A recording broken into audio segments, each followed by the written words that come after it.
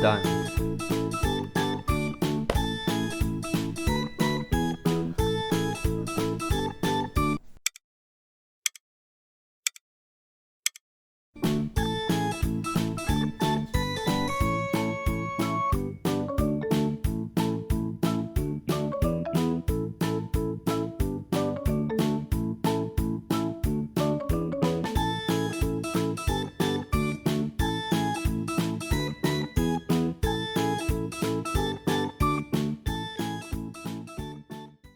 Welcome to the Y Stage Code, everyone, and if you didn't notice my Oscar award-winning performance earlier, or the title of this video, today's topic is about sleep. Now, we all know how important it is to get a good night's sleep. However, I do think many of us still underestimate the value of this. We either spend our time staying up late or have trouble sleeping while having to wake up the next day to complete our daily tasks. Not getting a good quality sleep can directly impact your learning ability, your performance, your mood, and your overall health. So in today's video, I'm going to help you get to sleep. The first thing you need to do to ensure that you fall asleep quickly and comfortably is to lower the temperature of your bedroom. As your body cools to a certain point, functions begin to slow down, thus signaling to the brain that it's time to sleep. The ideal temperature of a bedroom should be between 20 to 25 degrees Celsius. Now, I know there are many of you out there who do not have access to air conditioning and your only option is to use an electric fan. But what do you do when it's so hot that even the electric fan just isn't enough? Here's a tip that I've been doing since I was a kid, and maybe you guys can give it a try. What you'll want to do is to take a towel and dip it in preferably cold or lukewarm water. Wring out that towel and wipe the entire front of your body, but leaving the backside dry. As you lie down, the moisture on your body will begin to evaporate, cooling you down, hopefully to a state of comfort where you feel that you can fall asleep. If you have Asian parents though, be forewarned, they'll forbid you from doing this and threaten that it will make you gravely ill, versus not getting a good night's sleep, having to go through the next day all half dead and tired, which is equally as unhealthy. Drink milk, it does the body good. Why do you think your mother gave you milk as a baby? It wasn't only to help you fall asleep, but to shut you up from all your crying. Milk contains a key ingredient called melatonin, which induces sleep. Not only that, as you drink milk, some of us may get that bloated feeling which will further induce the feeling of sleep. If you're a vegan and you don't prefer cow's milk, there are other alternatives such as almond milk or coconut milk. Either way, you need to drink your milk. I can't stand this. I've never have, and I don't think I ever will. But for any of you out there who can do it, then I commend you. The number one thing that prevents me from sleeping is the feeling of being dirty and sweaty as I get into bed. I just can't do it. It's completely uncomfortable. That's right. So what do I do before I go to sleep? Take a shower. Most of us, while taking a shower, our mind is free to wander, so we're not thinking about anything too serious. This mentally prepares us for sleep. Also, taking a shower relaxes the body, but you have to make sure that the water is lukewarm. Too hot or too cold can increase blood circulation, thus preventing you from sleeping. As you step out to shower, your body begins to relax further as the water evaporates from your body, thus physically preparing you for sleep. Alright, I gotta warn you about this one. This is just my personal opinion. I'm not condoning it and I'm not suggesting you do it. I'm just sharing with you because it works for me.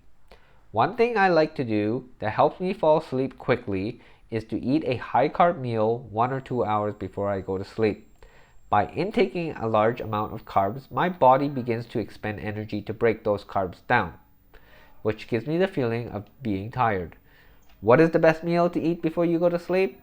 That's right, instant noodles.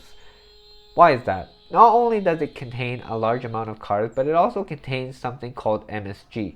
This affects people in a way that makes them feel drowsy and sleepy once they have consumed it. One of those persons being myself. Again, just a warning, do it at your own risk. Whatever happens to you, I'm not responsible. You'd be surprised at some of the things that people do out there. And I can't believe I'm saying this, but I will. Don't exercise before you go to sleep. If you do, it should be at least 4 hours prior to your bedtime.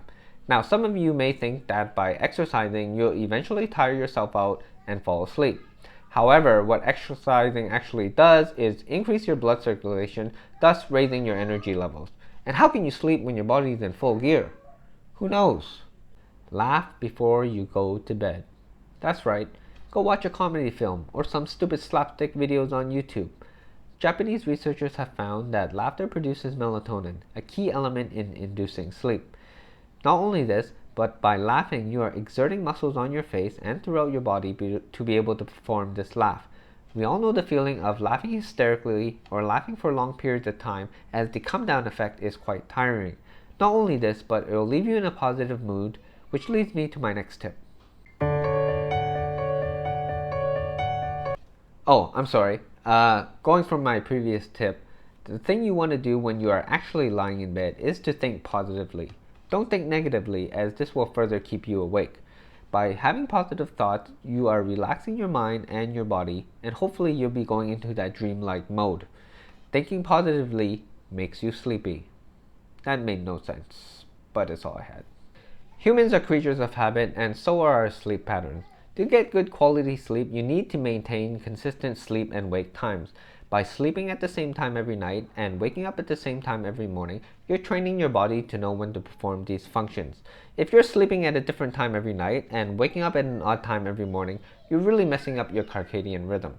Let's take this analogy for example. Most of us start our day at 8 a.m. and we sleep at the appropriate time to get ready to work the following day. What would happen if the following day you had to start work at 11 a.m.? You'd most likely sleep later the night before and sleep in the day of.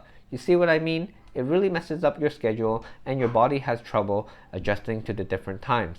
What you need to do is to pick a time of when to sleep, pick a time of when to wake up, and stick with it.